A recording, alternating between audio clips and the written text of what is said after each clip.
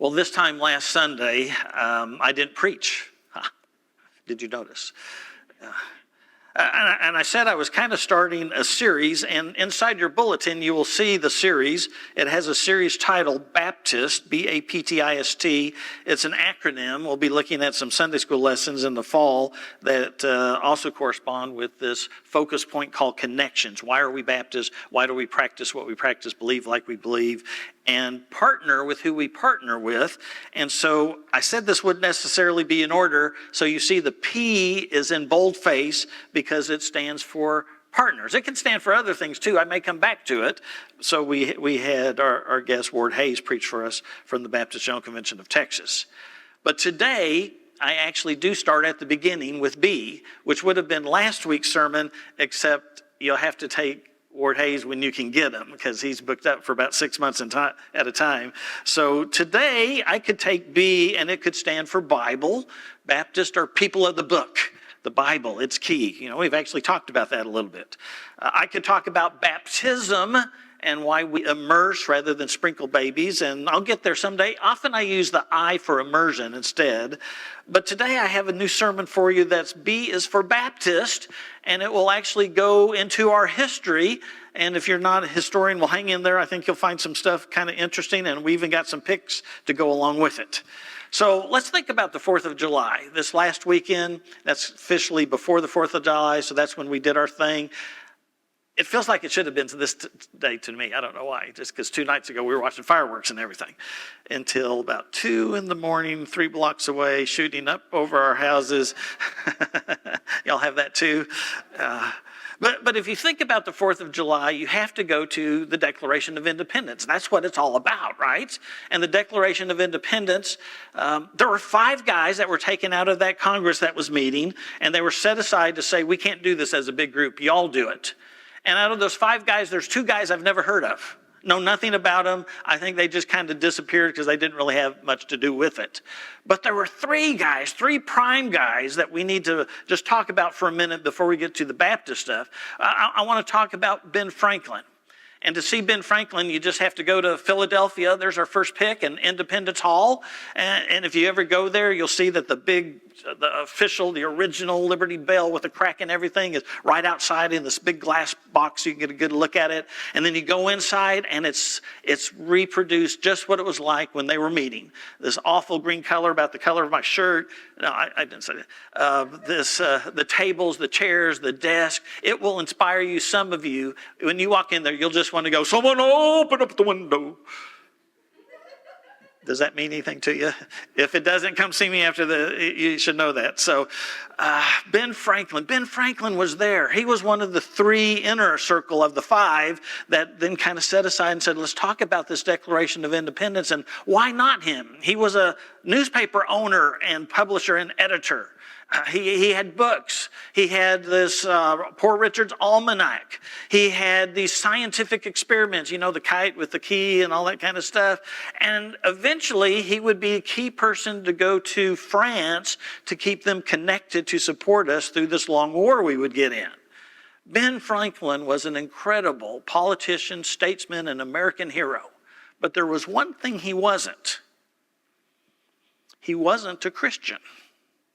Now, there's people out there who tell some interesting stories and rewrite our history, but Ben Franklin tells you right up front in his own autobiography. He wrote it shortly before he died. It only covers the first half of his adult life, so he never even gets close to talking about the Independence War.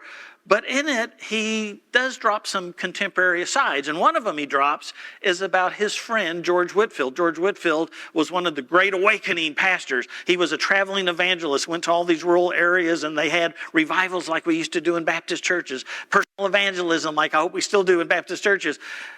And whenever Whitefield was in Philadelphia, Franklin said he stayed with me because we were such good friends. And then my interpretation of his words, it drove him crazy that he was never able to convert me. He was a deist. He believed in deism, Godism. There is a big God, the creator God. But he did not believe Jesus was God. He did not believe in the Trinity. He did not call himself a Christian. He was an interesting character who then walked away from the Declaration of Independence writing because he said, I'm an editor. I chop up other people's works. I don't let people edit my works. And he was out of there. But that left two. There's still two more. One of them was John Adams. John Adams was the second president. Well, he's number 3, but George Washington did 2 terms and then said, we don't need a king, so nobody should serve more than 2. And that became our custom until it became an addition to the Constitution, term limits. But John Adams was an incredible statesman. There's a series on him. If you haven't seen it, it is awesome. It is unbelievable. He was not only the second president, but he served in all these capacities of political writing and debate and leadership. But there was one thing that he wasn't. He wasn't a Christian. So Josh, if you go up to that next church picture, this is the First Parish Church of Quincy, Massachusetts, not far from Boston. Quincy, you know that name, John Quincy Adams? Well, the town came first. And it was the town where the Adams lived and would live for generations. It was their town. And they were a member of the parish church. If you go to New England, all over New England, there are these beautiful white wooded structures. They're parish churches, and they tend to be exactly like this church. He's buried in the basement with his wife in this church of deism. Today, it's called the Unitarian/Universalist Church. Like Ben Franklin, he was a deist. He believed in God. He believed in the big God. If you're pure deist, then you would believe God created everything like a clock. He wound it up, and now it ticks and operates just like he made it to operate. Very few people are pure deists because, when things happen like a flood, you're going to pray about it and ask God to intervene beyond the clock. But he did not believe Jesus was Lord, that he was a part of the Trinity, part of the Godhead. Good man, great politician. And then he walked away from the Declaration of Independence. He said, I am so hated because I'm so, I don't know what word he used, I don't remember, but basically he was an egotist. And he said, people don't like me because I'm so pompous. So if I am one of the 2 people finishing this up, they're going to vote no just because I participated. Thus leaving, who, Thomas Jefferson by himself. If you find the early versions that have been scratched through and edited, there's not a whole lot to it. It's mostly Thomas Jefferson. He writes that Declaration of Independence. He becomes our 3rd president.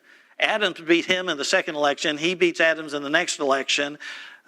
He was an incredible scientist. You can go to his home. It's called Monticello. Monticello is a place where you can see the experiments he did with agriculture. You can learn about the history of the church, of the slaves there, and the true story. As long as they're still not covering that up. But if you don't have the chance to go there, you can go to Dallas Baptist University and see the replica. Can you tell which is which? It's now the president and the former president's offices, but you can go there if you can't make it all the way to Virginia.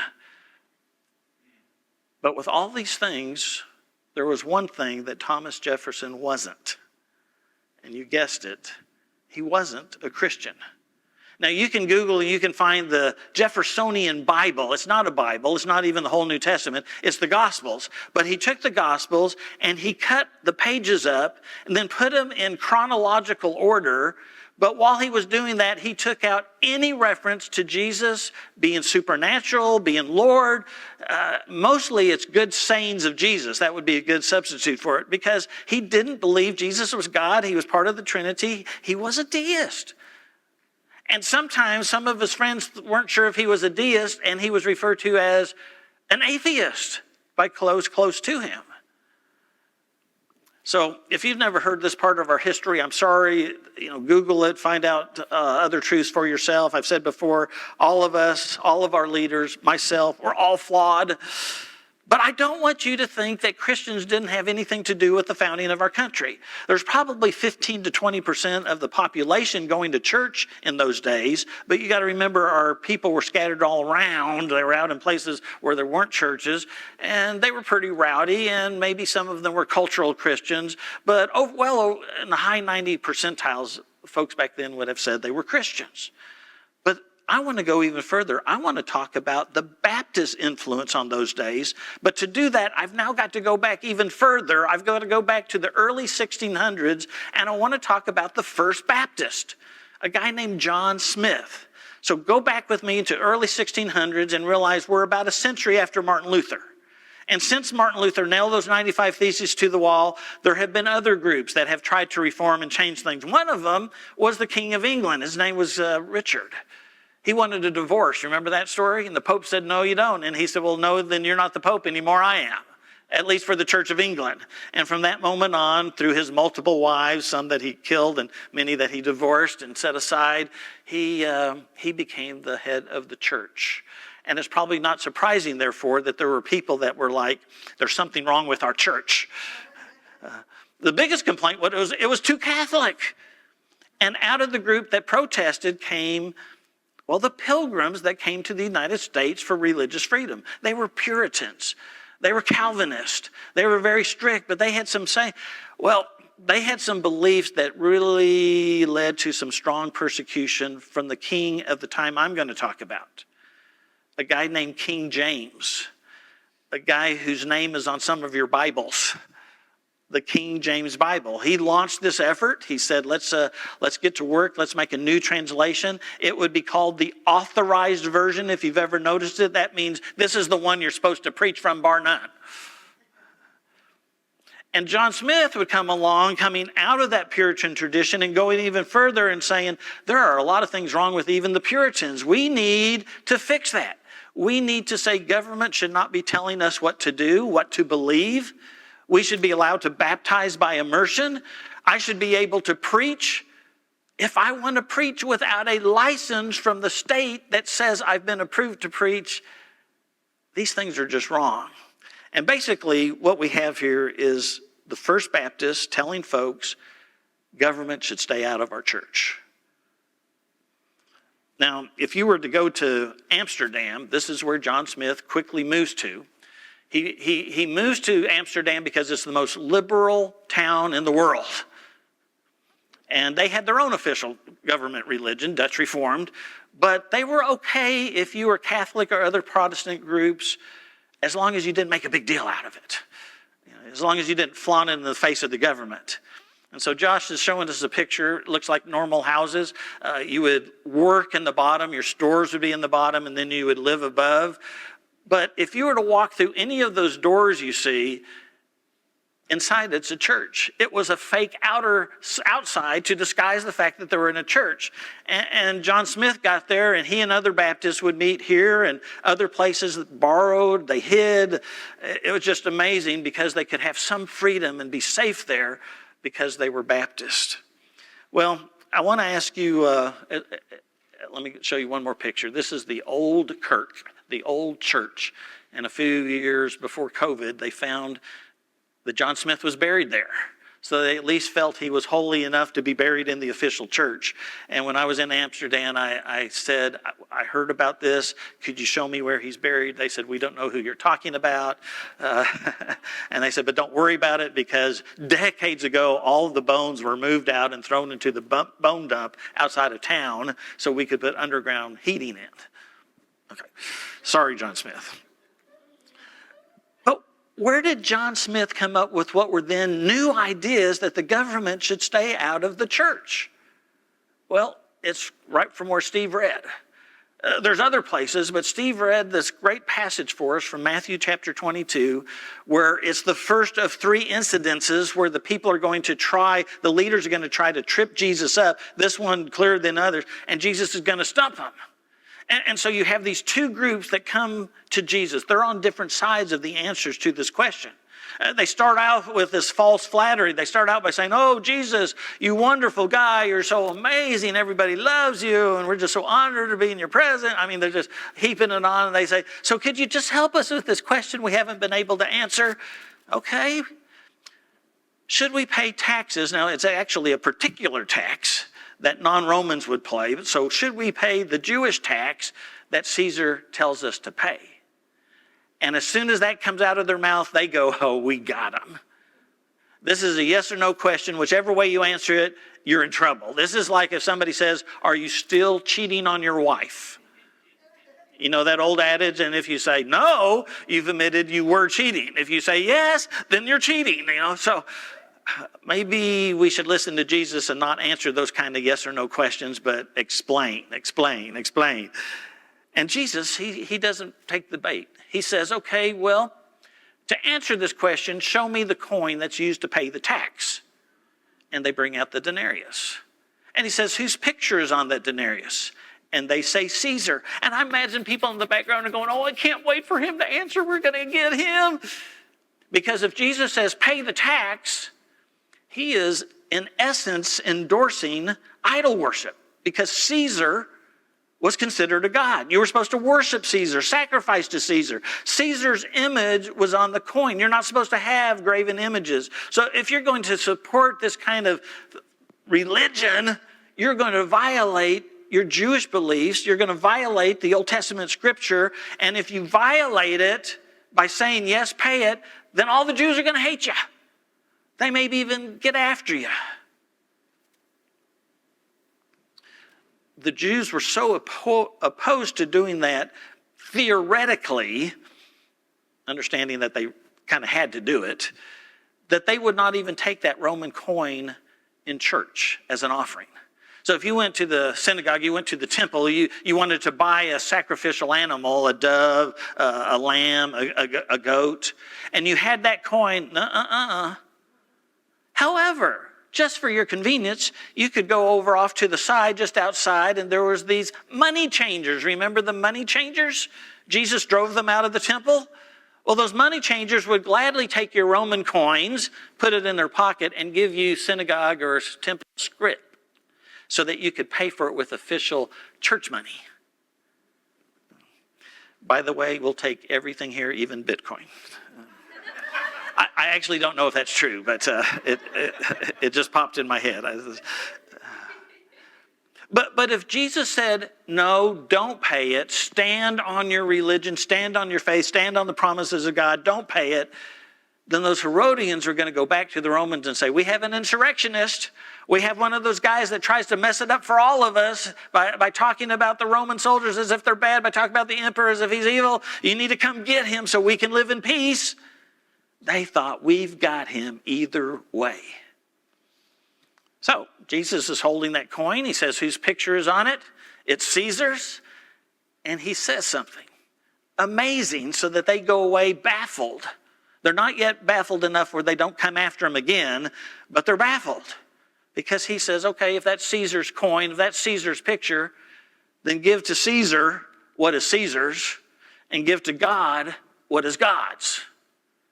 And when John Smith and others who the history of the Christian church was that it was intermingled with the government century after century after century, when they were basically different sides of the same coin, when they start reading the scripture for themselves, really delving into it, and they're saying, hey, this isn't what Jesus says.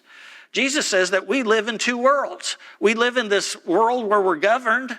Paul would say, pray for the government. God has put the government in place.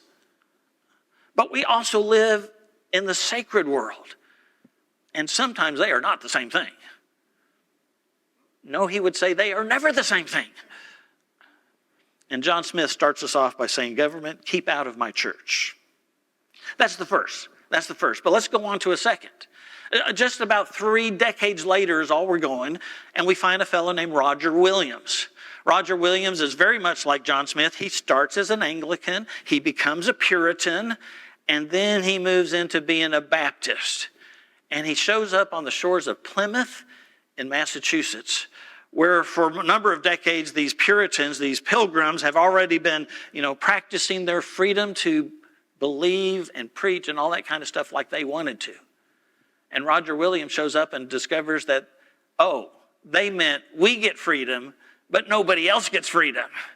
And they put the same restrictions on the population that the King of England put on. You can come here and you can preach, but we have to license you. We get to tell you what the Bible means. We'll give you your version of the Bible. We baptize by sprinkling babies. And the government and the church are the same people governing hand in hand everything that they want to make happen. Roger Williams is a protester. He comes up with the term soul competency that we might interpret as meaning the priesthood of the believer, that says every Christian, every believer has equal access to the throne of God. And you can read the Bible and you can pray and you can listen and God will speak to you and we should respect what God is saying to you. You know, it's not a perfect system. But it's better than one person or one church or one authority group saying this is the truth and you don't get to even think about it. Just do what we say, believe what we tell you is the truth. He has some other things that he talks about. He talks about this freedom shouldn't be just for us, but it should be for everybody, including the Indians around us. And yes, he would have said Indians, not Native Americans. But that's who we're talking about, the heathen. And here Roger Williams is saying, I am not truly free to believe and practice my faith like I want unless everybody is free. Because at any time, a government could change and switch, and suddenly we have to change our beliefs. No, that shouldn't be. We should all be allowed the freedom to believe what we want to believe without government intrusion, which means that the church should stay out of controlling the government. This is a new layer of Caesar and God and giving them what they want. So he wrote, there should be a hedge, this is a quote, a hedge or wall of separation between the garden of the church and the wilderness of the worlds. He wrote, you thought Jefferson said that? He said it before. He wrote, forced worship stinks in God's nostrils. And if you want to, you can go, Josh, that picture, I don't know if you showed it already, but you can go to the First Baptist Church of Providence, Rhode Island, because what would happen is the Puritans would finally get so sick of Roger Williams, they would kick him out of town. Literally, they would exile him from Plymouth. And they would do it in the middle of the winter in Massachusetts. And don't be fooled, it was a death sentence. But remember, he was the guy who said even the Native Americans around us should have the freedom to worship like they want to worship. He had made friends, and they rescued him, and they took him south. And over a few years, he somehow got back to the king and got a charter to form a new colony, which would be called more than Rhode Island, a lot more than that, but it was Rhode Island. And he would settle the first town there, Providence. And in Providence, you would see he's got a church. Now, that church doesn't go all the way back to Roger Williams, but it does go back before the birth of our country. It's older than our nation. And if you can't ever make it there to Providence, Rhode Island, then go to Dallas Baptist University, and there's a replica on campus. It's the chapel. It's a bigger scale, but you can go there and see it as well. Roger Williams, kind of like a libertarian, he adds that the church should stay out of the government and the government should stay out of the church. You won't know this unless you Google and find on YouTube a fellow named James Dunn. The late and great James Dunn was the executive director of the Baptist Joint Commission on Public Affairs, an organization that includes all flavors of Baptists that does one thing. It lobbies in Washington, D.C. for the separation of church and state. And back in my day when James Dunn was that executive director, he used to say this, and this sounds just like him, just trust me. He used to say, but look it up if you want. The problem with theocracy is those that want it think they are Theo. And so you know what happens if you don't agree with Theo, if you don't agree with the theocracy, then you're out. Now, in King James days, the way King James got you out was he arrested you. He put you in prison. You might stay in prison for the rest of your life, whether that was 5, 10, 20 years. He would take everything you owned so your family had nothing. And for the worst of the worst, he would burn them at the stake. The last person burned at the stake for being a heretic in England was burned by King James, and he was a Baptist. The King James Bible that we know had a big group of people that were working on it. 5 of those translators were 5 of the most fierce oppressors of those who disagreed with King James Church. And by the time we get to Roger Williams, he's saying that just can't be. And he forms the first colony, the only colony that had absolute freedom. You can come here, and he says, let me find it here. The very idea of toleration is despicable. It supposes that some have a preeminence above all the rest. whereas all should be equally free, Jew, Turks, pagans, and Christians. Freedom of religion. I've witnessed this in my own family, how important this is, because I've been all over Texas. I've been to small towns. Most small towns are not as close to a metroplex area as y'all are. But I have found the Christian culture within these towns, and it's very comfortable. It's very relaxing. It's really kind of nice. And you go to these towns and you find the school board. It's made up of Christians. The city council is made up of Christians. The mayor, he or she is a Christian. And you know they're in power because it's the Methodist church and the Baptist churches that have put them in power. They're voting blocks, and they run the system. And that sounds good and feels good to me. But then I have a son, and he teaches in Frisco, Texas. And boy, am I shocked the first time I go there and discover that his church is overwhelmingly made up of people whose families have immigrated from India and Pakistan. And they are all Hindus. Well, many of them are cultural Hindus and don't believe in God at all. But what if those people were in control of what the church was teaching in that school? Or my daughter in Richardson, Texas, my daughter-in-law, she goes to teach. And one day, I think I told you this before, she just comes in and their desk is just piled with all these Christmas time-like packages wrapped to the T's. And she's like, what is this? And the kids say, it's Eid. It's the day that Muslims celebrate Abraham not sacrificing Ishmael, the other son. And they treat it like Christmas. And until that time, she kind of suspected, but she hadn't really known that all her students were Muslims, or most of them. And she didn't have to go past the school from her house, but she did after this. And she drove down and found the largest mosque in Dallas County right there in that little community. What if they were telling your kids how to pray, who to pray to, what scripture to read? So Roger Williams says, we're only free if everybody is free.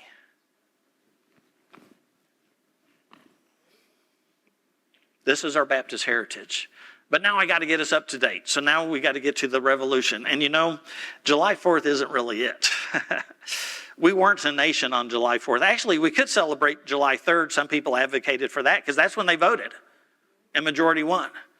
They chose July 4th because that's when they ratified it, but only one person signed the declaration, John Hancock. And then it took until August to get a majority of signatures so that it was really official, and it would take even longer to get all signatures and then be published. But even then we weren't a nation. Remember, we had to fight a war that went on almost a decade. And finally, England went to peacemaking with us, and we still weren't a nation.